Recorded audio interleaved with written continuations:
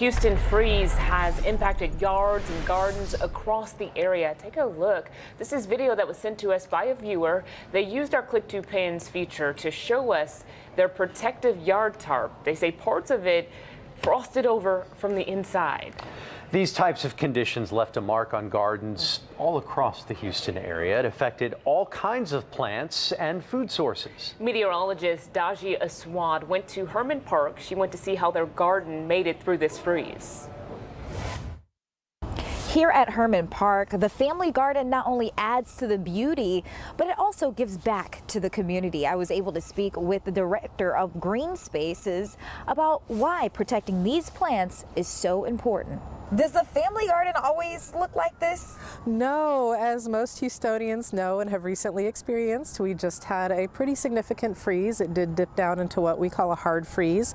And a lot of our plants here, while we do have our cold weather harvests in, a lot of them are very small and tender right now.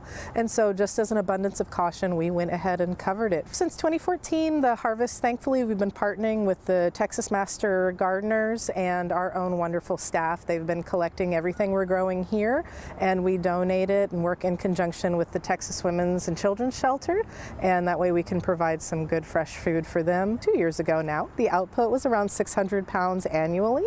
This last year, we were able to increase that output via sustainable and organic methods to about 1,000 pounds. How does that feel to be able to give back in that way?